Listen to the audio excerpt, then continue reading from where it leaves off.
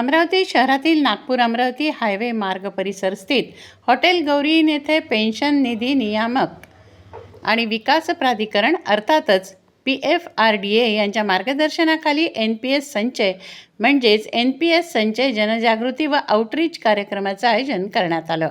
निवृत्तीनंतर आर्थिकदृष्ट्या सक्षम आणि सुरक्षित भविष्य घडवण्याच्या उद्देशाने सेंट्रल बँक ऑफ इंडियाच्या वतीने आयोजित करण्यात आलेल्या या कार्यक्रमाला विविध क्षेत्रातील नागरिक, बँक अधिकारी, ग्राहक, स्वयंरोजगार करणारे तसंच इच्छुक लाभार्थी यांचा उत्स्फूर्त प्रतिसाद लाभला. याप्रसंगी सर्वप्रथम अतिथी मान्यवरांच्या हस्ते दीप प्रज्वलन करून कार्यक्रमाचा शुभारंभ करण्यात आला.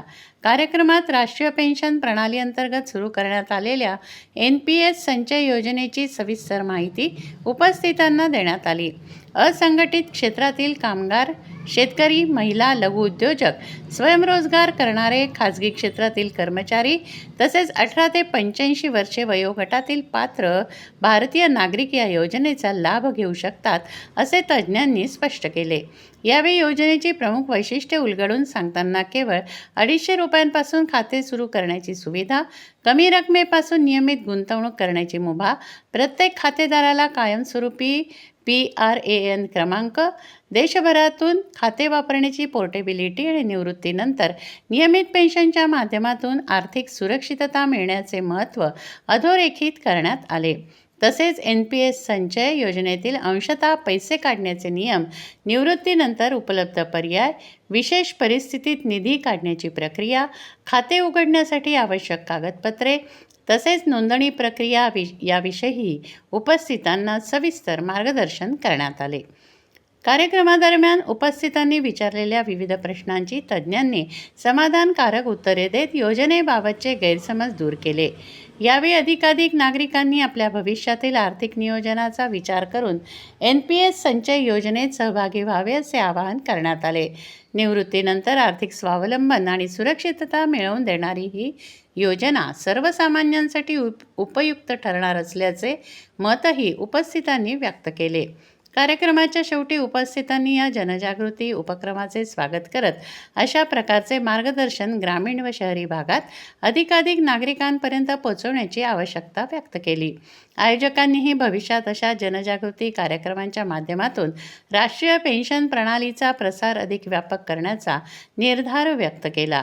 कार्यक्रम प्रसंगी व्यासपीठावर कार्यक्रमाचे अध्यक्ष म्हणून रश्मीचा पांचाले तर मुख्य मार्गदर्शक म्हणून सचिन राठी, दिल्ली येथील रघुवीर सिंह चरण, डिस्ट्रिक्ट कोऑर्डिनेटर महाराष्ट्र ग्रामीण बँक आर्थिक विकास महामंडळाचे प्रदीप चेचरे, सार्थक सोनटक्के, ॲडव्होकेट विजय बोथरा, शिवाजी देठे, IDM अमरावतीचे नरेश कुमार हेडाऊ, सुनील पांडे यांच्यासह अनेक मान्यवर उपस्थित होते.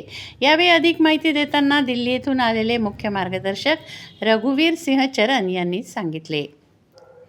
अमरावती जिल्ह्यात हा उपक्रम कशा पद्धतीने राबवणार याबाबत central bank of India Amravati lead बँकेचे अग्रणी व्यवस्थापक नरेश हेडाऊ यांनी माहिती दिली. मेरा नाम रघुवीर सिंह चारण है. मैं PFRDA दिल्ली से यहाँ पे आया हूँ. आज हम अमरावती में हम NPS संचय का आउटरीच सेशन कर रहे हैं, अवेयरनेस सेशन कर रहे हैं.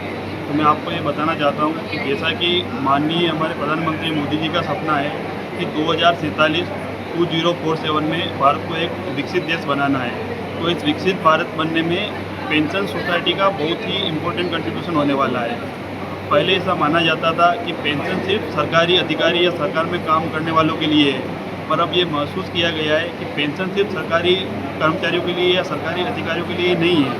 अब कोई भी अनऑर्गेनाइज सेक्टर में जो काम कर रहे हैं, किसान हैं, उन सब के लिए भी पेंशन बहुत ज़रूरी है. इसीलिए PFRDA ने एक बहुत ही लचीली और सरल पेंशन योजना लॉन्च करी है जिसका नाम है NPS संचय. तो NPS संचय क्या है? इसमें कोई भी भारतीय नागरिक जो 18 से 85 वर्ष की उम्र का है वो अपना अकाउंट ओपन कर सकता है. सर्वप्रथम वो सिर्फ 250 रुपये में अपना अकाउंट ओपन कर सकता है और उसके बाद सब्सिक्वेंट कंट्रीब्यूशन वो 10 रुपये या 10 रुपये से कितने भी जैसे उसकी इनकम हो उसके अकॉर्डिंग वो कंट्रीब्यूशन कर सकता है. जैसे जैसे उसकी इनकम हो वो दे सकता है.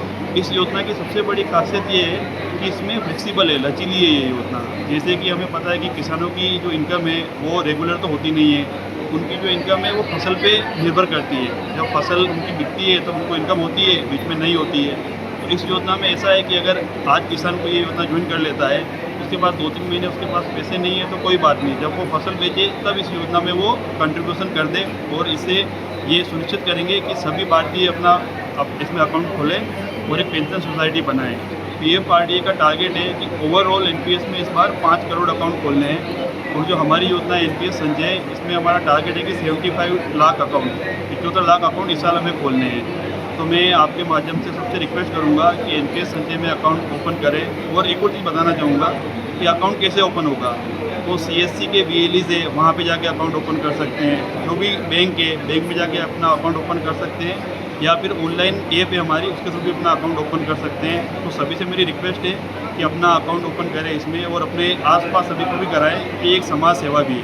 तर NPS बद्दल बोलायचं झालं तर ही आहे नॅशनल पेन्शन सिस्टम, आणि यामध्ये हा जे लोक आहेत असंघटित क्षेत्रामध्ये काम करणारे महिला आहे, शेतकरी बंधू आहे, ते लोक यामध्ये अकाउंट ओपन करून आपण पेन्शनसाठी आपण त्यामध्ये इन्व्हेस्टमेंट करू शकतो.